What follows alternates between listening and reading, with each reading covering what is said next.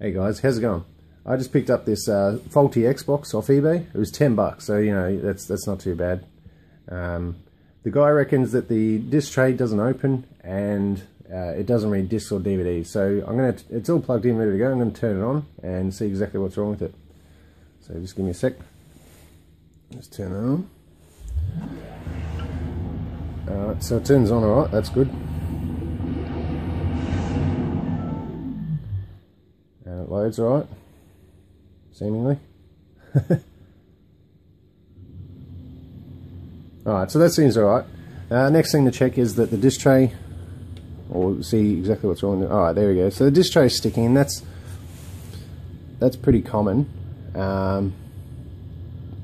If that's all that's wrong with it, that's not too bad, because they're actually pretty easy to fix. And I'll show you how to do that in a second. Just trying to get, oh, there we go. Alright. So I've got that open. The next thing to check, I guess, is see if it plays a game, and I'll just put this down for a sec and put one in. I've got Fable here. It's a good game. Just put that in there. And the tray's sticking even going back in. That's good, isn't it? There we go. Alright, so we'll see if it reads a game. And this might be the other issue that he was talking about. Depending on what sort of DVD drive it's got, they can be easy to do a fix on. Sometimes they're not, and you have to replace the whole laser, which is a bit of a bummer. But ultimately, at the end of fixing all that stuff, you should have a good, decent working Xbox. Alright, so it doesn't seem to be loading games. So we'll pull this apart and have a look, and I'll show you guys how to fix these two issues. Alright, so first things first, we're going to need a few tools. I use an interchangeable head magnetic screwdriver. It just makes it easy to get all the smaller screws and shit like that are further down. Trying to put them back in without a magnet or magnetic tip is a nightmare, so that's what I use. Next thing you'll be needing is a couple screwdrivers. Don't know if this, hopefully this is focusing.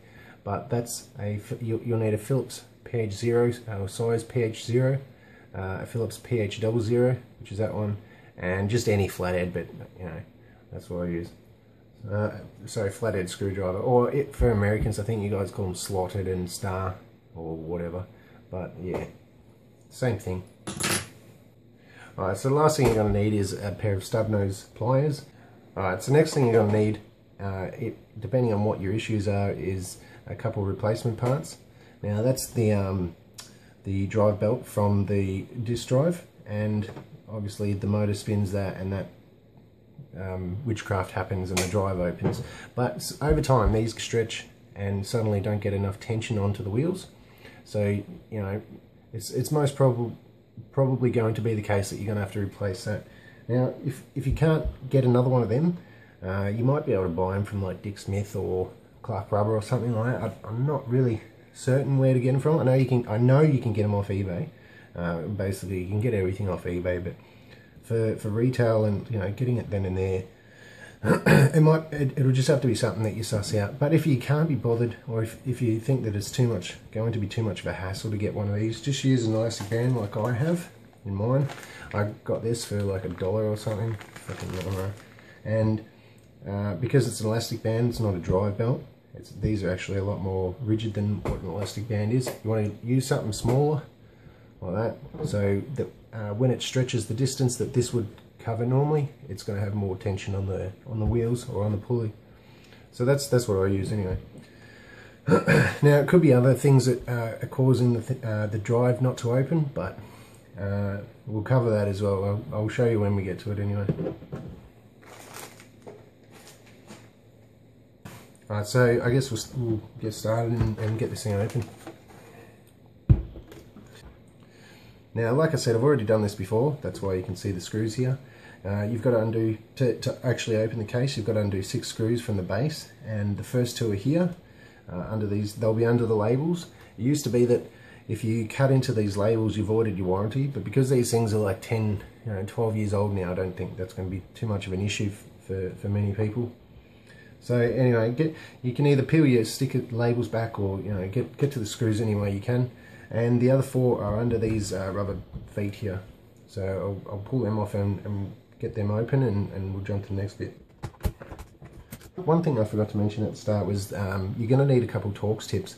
You'll need a size or a Torx size T10, a T15, and a T20. And that's Torx. They're not Allen keys. If you can get a better look at them, hopefully this is all focusing properly. But yeah, anyway, so those 3 Torx sizes is what you need. Now you don't have to get them as a tip. You can get these as a screwdriver or like an Allen key. But as far as what tool to use for these, you need a Torx head, not a hexagonal Allen key.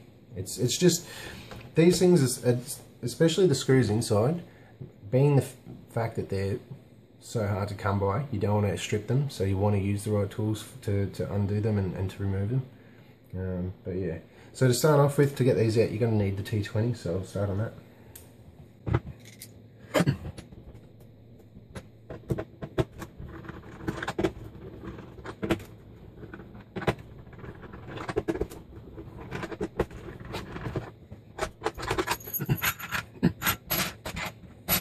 Alright, so now that the screws are out, flip it over like that, and don't drop it, but the top should just nicely lift off. Now if it's the first time you're opening, it's going to be a little bit more difficult, but because I've had this open a couple of times today, it's not so bad. But you just have to release it a little bit around the sides, and it should just slip off like that.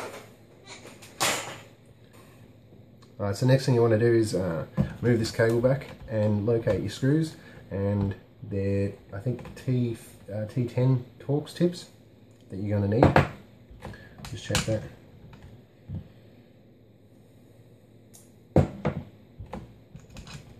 Yeah, they are. Okay, so you've got one there, one at the front here, and one there. So I'll undo them and we'll go to the next bit.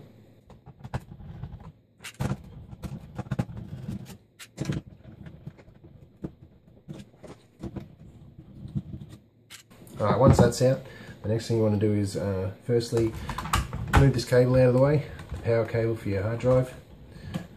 Pull your ribbon cable off very carefully. You just want to piss that off out of the way. And then the chair that holds the chair, I don't know what the fuck it's called, the plastic thing anyway that holds the hard drive in, just lifts out. Right. Sorry. You have to unclip these wires here from the clamp that's holding them in, and then you can move that out. You can take the power off this if you need to and move it out of the way, but I'll do it anyway, just so you know. This is also why you needed the flathead screwdriver, or the slotted head screwdriver. Alright, so the easiest way that I've found to get these off is to just take the flathead screwdriver, and there's a little ridge inside this plastic plug here. Just lever that off, and it's as simple as that. These are a prick to get off normally. Otherwise, you can.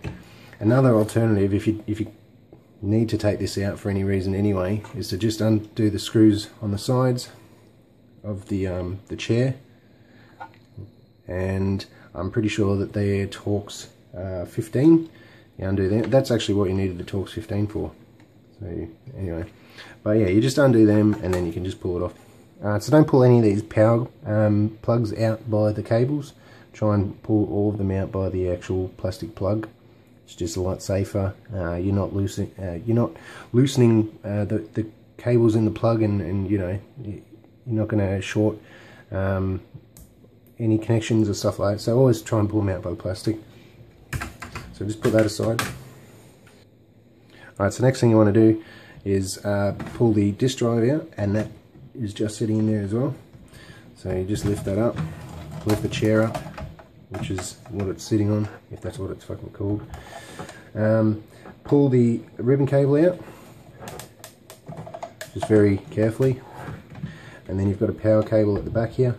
This is what you want your stub nose pliers for. Alright, or you could use flathead as well, I guess, but just put the pliers, I don't know if you can see that now, try and put that in the light, I'm just trying to do it backwards, but you just want to put the pliers on the actual plug there. Alright,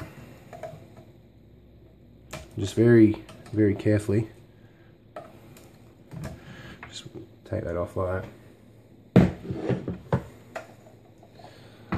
Alright, so because we're going to be working on this, we don't need any of this, so put this aside or just piss it off out of the way. Alright, so first thing you want to do is pull it out of the stand that it's in, or the chair, I don't know what the fuck it's called, but just lever the sides out to release the tabs, and just push up with your fingers, and should just slip off like that. So piss this off, you don't need that. Alright, now next thing you want to do is take the covers off, and they Phillips and Torx. So we'll start with the Phillips, and that's a PH0 size Phillips screw. And for stuff like this, and when we actually took the drive out, that's why you want a magnetic tip, because putting these screws back in without one is an absolute pain in the ass.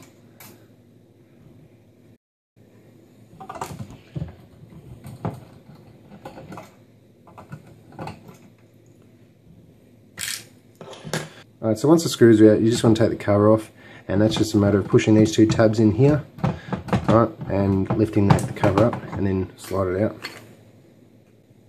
Alright, next thing you want to do is take the bottom off, and to do that you've got to undo these two Torx screws.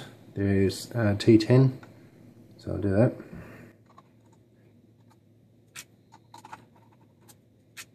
Alright, and to get this off, it's pretty much just a case of just carefully slipping it off. There's no tabs on the bottom. Just be careful that it doesn't catch on the back here, which you can do, I guess.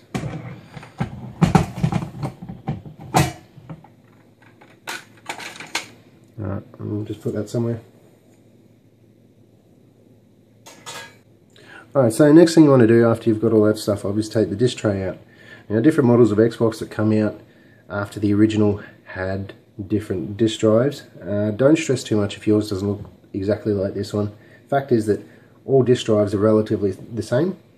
They're the same in the sense that the way they work, I guess. So they're going to have similar components to what I'm showing you now. So you just got to try and either look up another video with your specific model number, or it's not too hard to figure it out, honestly. Alright, so to get this open, the first thing you need to do is this plastic slide here, this white thing that's I'm pointing to. I don't know, is it focusing? Yeah. Alright, so this needs to slide across. It's not tight, you just do it with your finger. Alright, and that drops the laser down and all the other shit, and that pushes the tray out just enough to pull it out all the way. Alright. And then to get it out completely, there's a tab here and a tab here. You just push them out. Okay. So push them out so that they miss the tabs on the actual tray. Alright, and push the tray out with your fingers like that. Alright, so one of the common causes, like I said at the start, for these trays not opening is the belt. It has lost its tension and it doesn't spin the wheels. That's one cause. You can replace them, like I said at the start, use an elastic band, or if that's only if you don't have a proper replacement belt. Ideally you would get a belt, but an elastic band's going to work just as well, it just might not last as long. While we're on this step, I'll just quickly show you guys this one. This is a Samsung drive out of another Xbox that I'm fixing, and same thing, it's still got the plastic slide in there. It's underneath that bit of plastic anyway, to eject the tray. But for these ones, to open it, you just put a screwdriver or something in this hole here, you push on that slide and that pops the tray out just enough to slide it out all the way. And then to take the tray out completely, there's a tab in here and here. Right. Just push on that with the screwdriver again or something else, and at the same time pull on the tray. should just pop out like that. Alright, so now that the tray's out, you can see what I was talking about before with the slide being similar to the other one. And when I put the screwdriver in before, that's what I was pushing, and that opens the tray. Similar to the other one, this one has a drive belt, except the motor on this is in the middle rather than to the side. And what I was getting at before was that another cause for these trays not opening is simply that the motor that powers the belt here is on its last legs, and it struggles to separate the magnet from the clamp. And that's the clamp there, and effectively that clamps the disc in place while it's spinning and the laser reads it. If you're having that issue, then your best bet is to probably replace the motor. Always replace the belt first. That's the easiest solution, and if that doesn't work, then you can look at other options, but I wouldn't go messing with the magnet. Some guys put spacers on the magnets to reduce the attraction, and therefore making it easier for the motor to open the tray. But seeing as that's your clamp for the disc anyway, you don't want to play around with that too much. And once again, we're on the Samsung drive here. I'm sticking with this one because the other is a lot easier and has less explanation as to what needs to be cleaned. But basically what I do is get a cotton tip, or a Q-tip, and just spray a bit of window cleaner, Windex, sorry, onto the tip, not onto any of that stuff obviously, and just very lightly clean the lens here on the front. And the Thomson's exactly the same, you just clean the lens. Be careful not to leave any residue or anything on the lens. Make sure it's clean. Dry it off with the other side of the tip if you need to. Make sure it's perfectly clean. And then flip it over. And on the Thomson, you can actually see the back of the laser, or the lens for the laser. And you just give that a clean as well. But on this one, you have to actually unscrew the circuit board here, or the PCB, whatever you want to call that. And these are coated in Loctite, so they'll be a bit of a bastard to undo, but just make sure you've got the right sort of driver for whatever the screws are, and they'll undo easy enough, and just give that a clean. Okay, so that dragged on a bit, didn't it? Sorry about that. I realised only today that I didn't actually record the removal of the laser, so I'll leave a picture of that with it, like a diagram and stuff, in the description below. But as you can see, here's the Xbox back together. Before I put it back together, obviously I cleaned all the parts. I just used sort of warm soapy water in the sink. Don't use hot water because the plastic will warp and you'll have troubles getting stuff back together. Next thing to do is obviously to try it all out, so I'll turn it on and see how we go.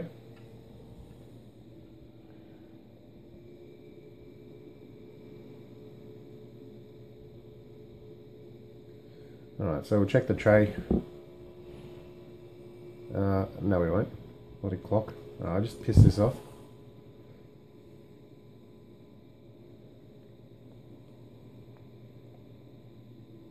Alright, now we'll try the tray. And that works, as you can see. Try it again.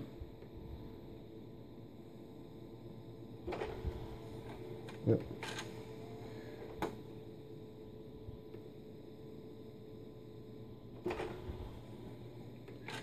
And try one more time, just so you know it's not a fluke.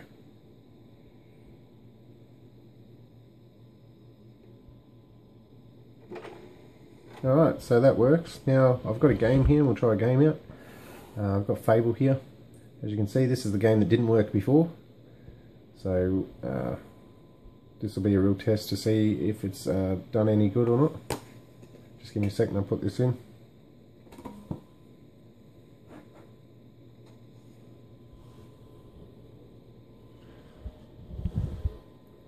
Alright, suss this out.